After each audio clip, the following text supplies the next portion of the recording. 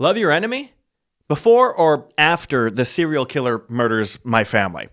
This is Pastor Travis with the City of Seekers. Welcome.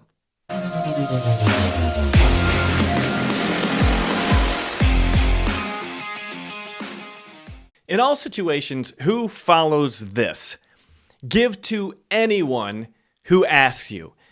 Does that include the drug addict on the corner?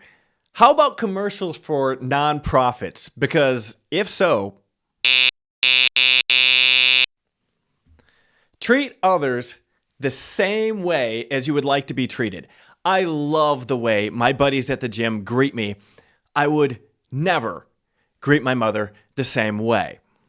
There are difficulties in following these verses. Further, verses from this chapter are weaponized against Christians who serve in the military, who serve as police officers, and those who defend their families because out of context, they are totally, and I do mean totally, misunderstood. Don't let these verses be weaponized against you. Let's get to the passage. Luke chapter 6, verses 27 through 31. But I say to you who are listening, love your enemies. Do good to those who hate you. Bless those who curse you. Pray for those who mistreat you. To the person who strikes you on the cheek or insults you, offer the other as well. And from the person who takes away your coat, do not withhold your tunic either. Give to anyone who asks you, and do not ask for your possessions back from the person who takes them away. Treat others in the same way that you would want them to treat you. Some of these verses seem right in almost all cases, if not all cases. Not returning an insult for insult, praying for those who mistreat you. Others, if applied in all circumstances, would do more harm than good. But there's an even greater challenge facing us when it comes to these verses. These words were spoken by Jesus himself, and Jesus didn't do them in all circumstances. The day after Jesus feeds the 5,000, as it's commonly called, people from that same group hunted him down and asked him for more bread. Most of these people were poor, and Jesus didn't give it. Others asked for a sign. Jesus didn't give it. Both tangible and intangible items were requested. Neither were given. Moreover, Jesus turned tables in the temple carrying a whip. I could see people weaponizing this passage against Jesus himself. Are you treating others the way you would like to be treated? As the Son of God, Jesus can't act outside of his own teaching. They must be aligned, which means we're missing something. That something is context and therefore understanding. If during wartime, a commander told his troops, kill them all and let God sort them out, everyone would immediately know who the enemy was. So who is the enemy of the audience of Jesus at this time? The Jews were not in a physical war, but they were certainly in a religious and cultural war. People often surround themselves with others like them. Imagine that natural inclination amplified by the idea that God ordained it to be that way. The Jews in Jesus' day believed that it was their divine responsibility to separate themselves from other cultures. Isolationists doesn't even begin to describe. In fact, if they didn't isolate from other religions and cultures, they believed it would cost them their religious purity. Anyone who wasn't Jewish was considered Gentile.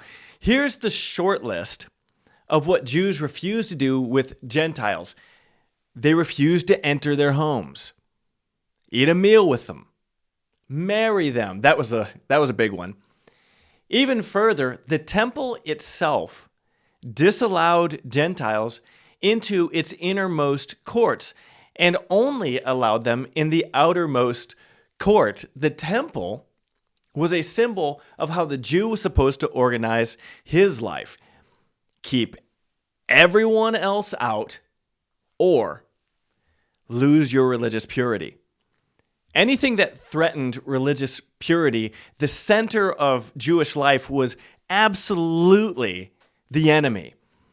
The Gentiles with different religious beliefs, the Romans, especially the Roman soldier who acted as both protector, oppressor, and supporter of paganism, and the lowly Samaritan, the worst of them all, were enemies to the Jews.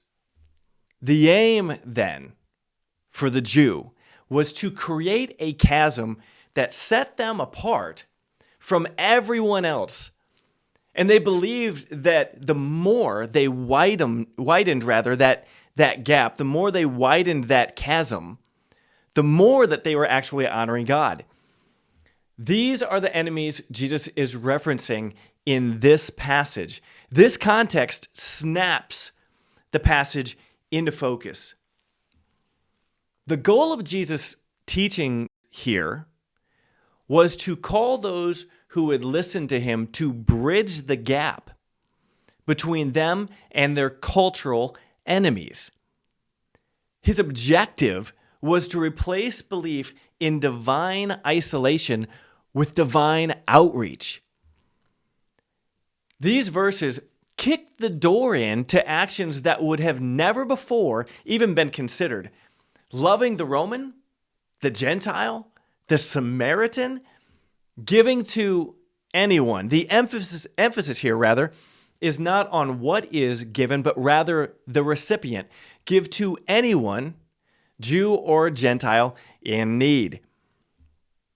Taking cultural insults that would almost always come when a person leaves their community to enter another with some conflict in the history.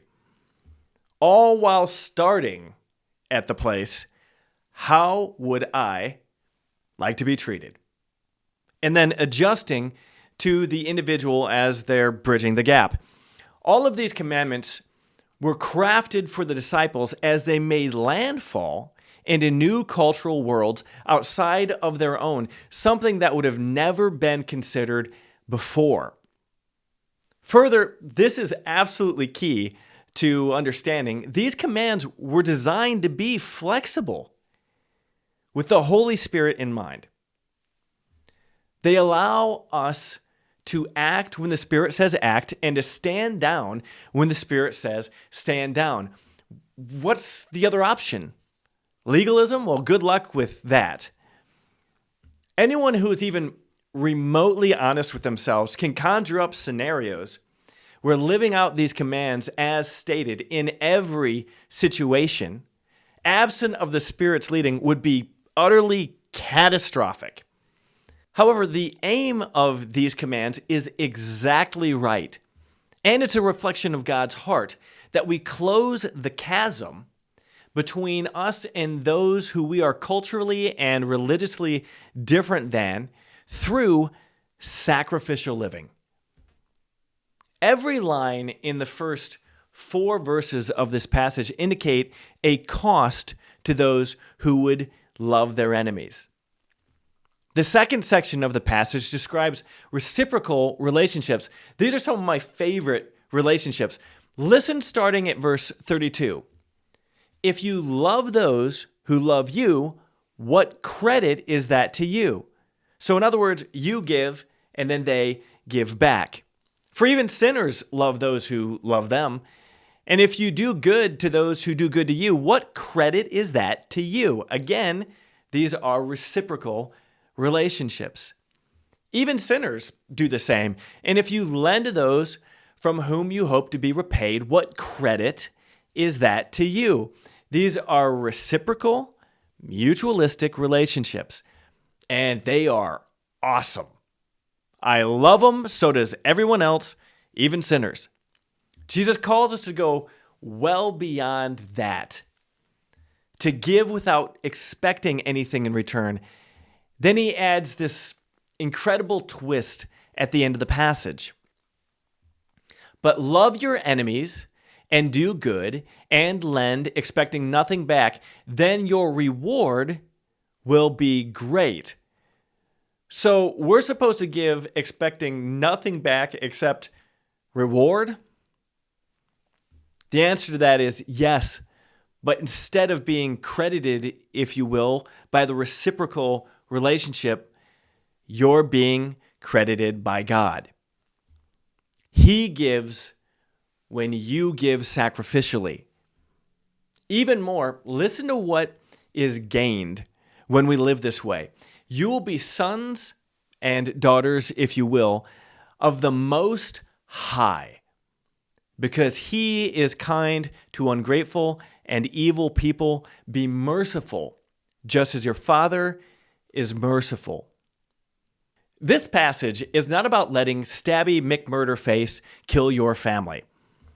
It's not about living out these commands exactly the same way in every circumstance. These misrepresentations are what have been weaponized and used against Christians for far too long. In almost every case, the one weaponizing this passage will slap the enemy label onto someone or some group they want to help and then demand that you love them in a way that Jesus never intended.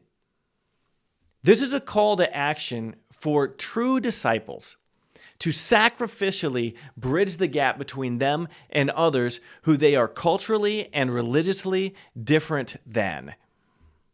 May we do the same. Please share, like, and subscribe. Use this podcast to bridge the gap and bring people into relationship with God. By that, become sons and daughters of the Most High. This is Pastor Travis. Thank you for joining me in a city of seekers.